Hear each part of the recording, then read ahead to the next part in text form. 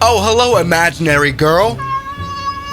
Oh no, I don't have time all week to go on a date with you. The skies need a pilot who's capable of flying the new Airbus A350 by Inibuilds. I hope you understand that. Everybody, this week we're going to be busy indeed because the A350 by Inibuilds is releasing very, very soon. And let me tell you, I reckon this is going to be the plane of the year. We already know the pricing, roughly 60 Great British pounds, 72 euros and 53 cents, and $75.82. What we don't quite know yet is when this airplane is going to officially release, but all I can say is that it's going to release very, very soon. But luckily, Inibuilds reached out, or is it, I think it's Inibuilds actually, telling me, Swiss, you have permission to fly this airliner before everyone else, which is a great privilege, which I'm going to abuse by very poor airmanship of this brand new, beautiful airliner. Let's take a look at what it has to offer. I can already say it's probably going to be Swiss Air 1 approved. We're here on the ground at an airport that is, of course,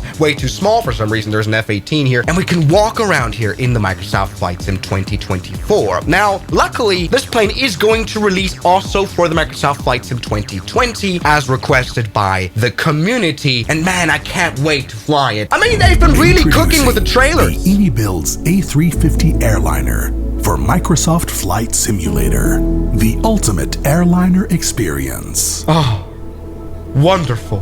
I'm about to start to cry. Oh yeah, look at that. Absolute beauty. Now, walking around here in the Flight Sim 2024, you realize that some of the Flight Simulator 2024 features have been added, like generally walking around.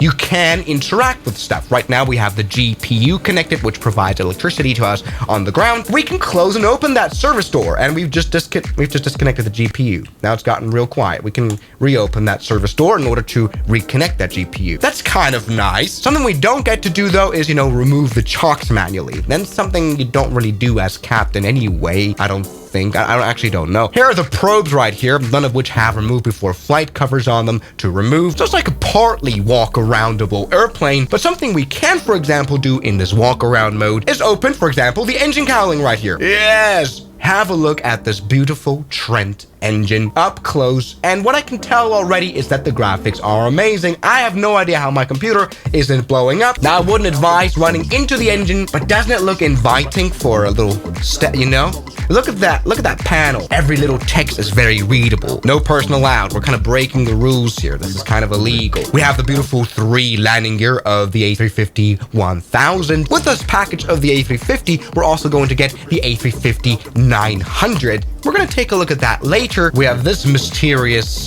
door that we can open, which does things. We're going to take a look at the ground services we can do later on, but so far, it is a lot of fun to walk around this aircraft. Look at that landing gear. We can also open the engine cowling on the left engine, and that even makes a person appear.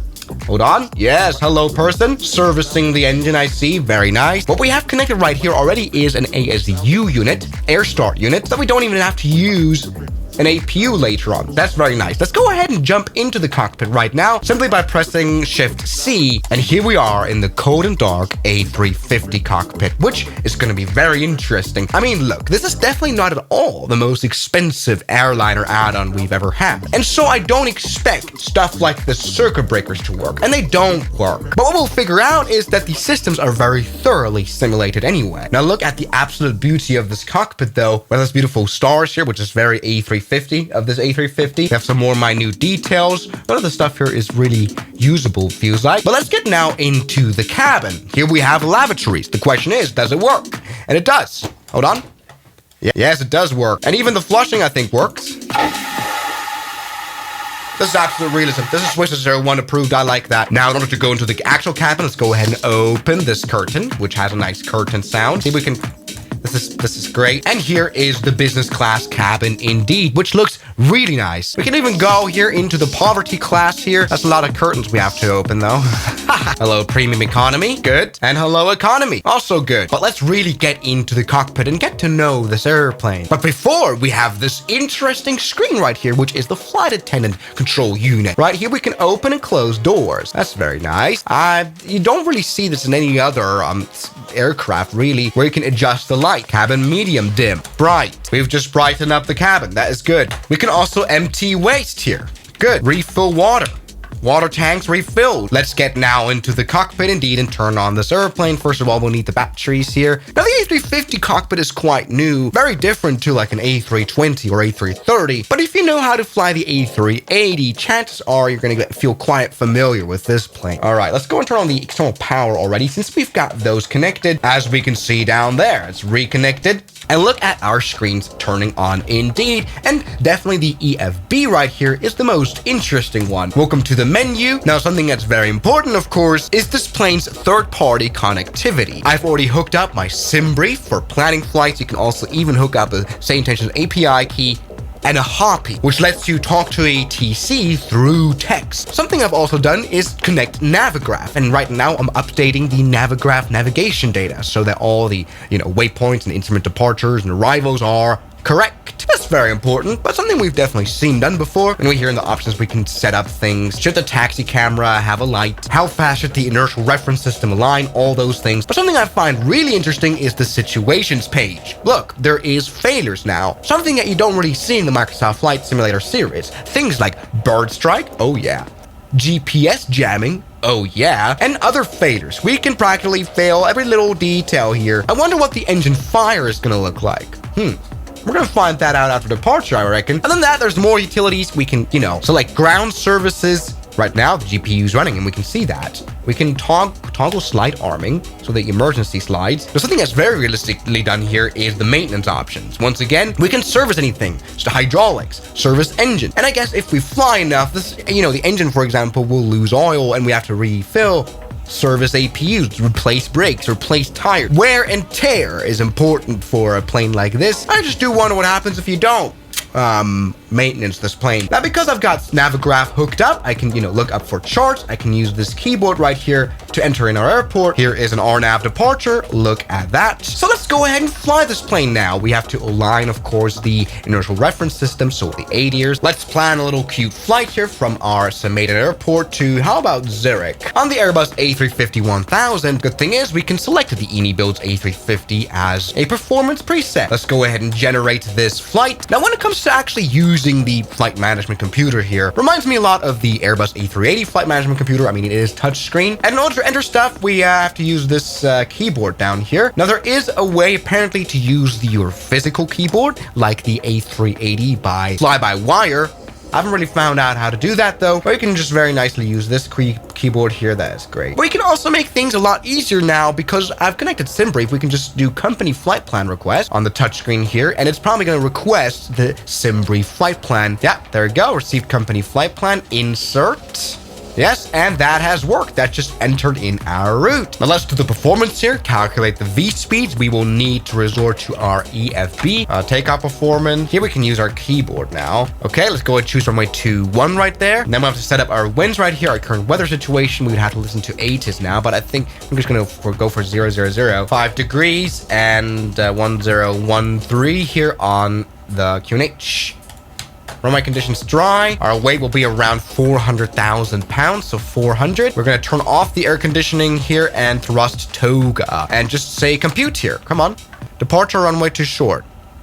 Womp womp. We're gonna try it anyway. This is quite nice. So let's turn on this airplane. For that, we need to get rid of everything except for the air start unit here. So let's go ahead and close that. Let's also close all the doors right now. Beautiful. And see if this air start unit will be able to turn on this airplane. Let's turn on the fuel here and let's turn on engine number 2. See if that works. And it does. Look at that. Entry compressor's coming up. So yes, air start unit is working as it should. We don't even have to use an APU. This is very good for the environment. Now we're gonna make up some V speeds here. We're probably gonna overrun actually.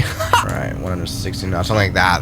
I don't know. And once again, our departure should be the Pella 1 Victor. Let's set that up, insert that. And we see that on our beautiful flight plan here. And what I like really much is the altitude profile we have down here. We see our airplane being aware of the mountains that we have here, but we're gonna out climb them as you can see. Let's go and remove the chocks right now and turn engine number 1 on as well. What a straightforward aircraft. And so now we can get rid of the old GPUs here. Let's make sure that is gone, and it is gone. We can even also remove the ASU and the ACU. Look at that, now a clean slate, airplane ready to go. Let's put flaps to 1 and start taxiing. We can do a bit of a flight control check. See, everything works here. Very nice. As you can see, we are taxiing good.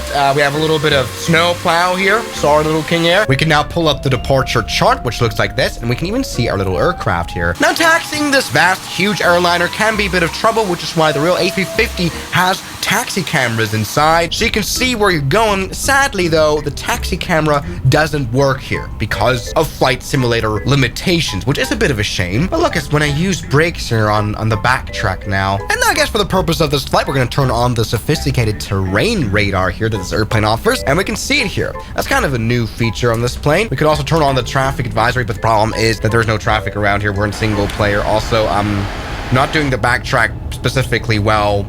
Doesn't matter. Airplane, we need all the power in the world genuinely to take off here from this pretty short runway. So let's go ahead and do a very manual toga static departure. Brakes fully set down. Engines are spooling up to full power. We have some error here. I don't know how to...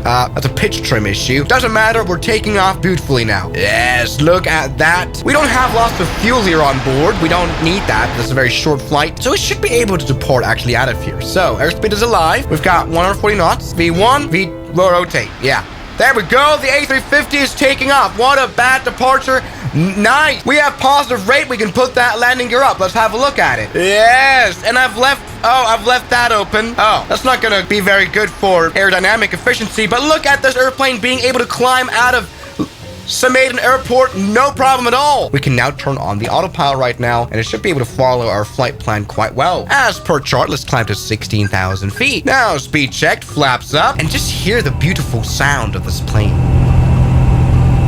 Now, let's put the lever to climb right here so that the auto throttle works as well, because we're a little bit fast, max 210 knots. Now, look at this. Airplane very dynamically plans the trajectory of our flight here of, following the instrument departure. We can see how well we're doing here on the chart as well. What a beautiful departure indeed, but it's time to ruin it, everybody.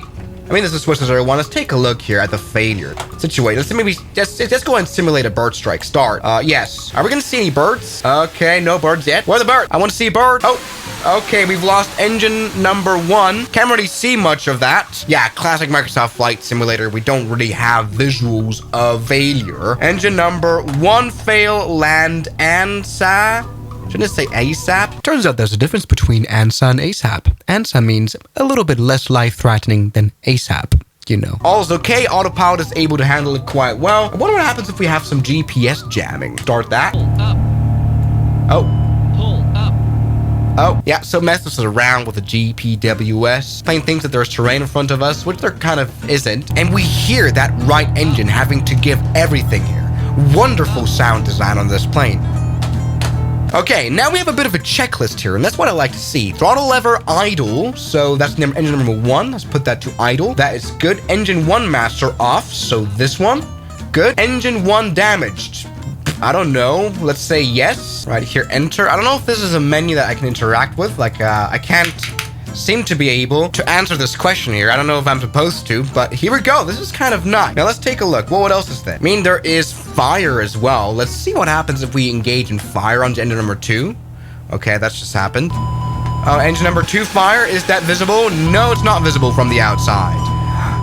What happens if we just ignore this? I mean, right now the engine is providing still some power. But all right, let's go ahead and follow the checklist here. So we're going to put throttle idle, engine 2 master off, engine 2 fire, extinguisher, this one right here. Let's pull that.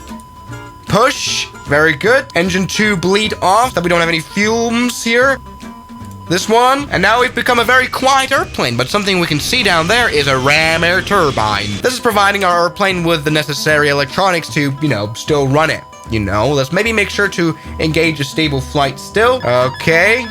Don't worry, that is just... Shut up. You're okay. The airplane is yelling at us. Let's maybe try to do air restart. So, ignition start. Okay, now we're in a bit of trouble. Okay, I see. Oh, no. Engine number 2 is turning back on again after the small fire. Don't worry, airplane. I know you don't like how slow we are. All right. Actually, you know what? We are in an immense amount of trouble. For some reason, that engine number 2 doesn't actually start up. We're literally a glider now. That's kind of disappointing. Problem is here about the Alpine Mountain is that it's not very easy to find a suitable landing spot. Well, you might be able to return back to our airport, which is down there. Come on, this is going to be an interesting ride. Shut up, airplane. I know you don't like being so slow. The thing cool about this airplane that we're not really simulating right now because of our dual engine failure is the so-called BTV, brake to vacate, which is where the airplane brakes automatically according to the taxiway you want the airplane to exit at on your landing. But either way, we have more important stuff, and that is landing this airplane. We're actually coming in quite well. We might even be able to put out the landing gear now. Very good, and that works. Once again, ram air turbine is able to provide the juice. Or not. All right, emergency gear retraction it is. Yeah, gravity deploy. Let's do it. That hasn't worked. Hello? Down. We have to unlock it and now down. There we go. And that should be able to... Yep, there we go. That brings the landing gear down. All is checked. Mayday, mayday, mayday. Runway is down there. Let's put out the spoilers for now because we are very fast. This might end up in a very bad overrun, actually, which is why I'm going to cheat myself down a little bit so we don't have to lose so much altitude. All right, come on now. We are very fast. I don't want you to be so fast. Shh. You're okay. You're doing absolutely fine. Low terrain. Sink rate. All right, we need to stop now. Oh my, this might go wrong. This might go very wrong. As you can see, we've lost part of the electronic because our rammer turbine isn't spinning fast enough anymore. Oh my, okay, we're gonna end up in an overrun. We're gonna die. We're gonna absolutely die. Okay, small problems. Sorry, guys. Sorry. IT Wi-Fi. All right, let's pretend that overrun happened like it happened. As you can see, because of the emergency gear retraction, this lower landing gear door hasn't come back up. So it's time now to evacuate. So, emergency locator transmitter, turn it on. Evacuation now. Push now. All right, let's do an emergency evacuation indeed. There isn't an alarm here or anything. Let's go ahead and open all those doors. Come on. I'm unable to actually deploy slides here. I don't think it's actually implemented. It's just the checklist item of arming them. That has gone very well this flight. Now, as I've already mentioned, we also have the 900 A350, which apparently doesn't have a cabin. So as you can see, it is a bit smaller and apparently also a little bit worse because it doesn't have a cabin indeed. But hey, some people would appreciate that because maybe their favorite airline operates the A350-900, but we can't go past this curtain because this will happen. It will just not have a cabin. Now, obviously, this is an Inibuilds aircraft, so stuff like installing liveries is very simple here through the Inibuilds livery installer. Stuff like that. This is definitely a Swissair 1 approved aircraft, and I reckon you can't wait to try it out. We're gonna try it out in some streams and maybe do landings that don't end up in crashes.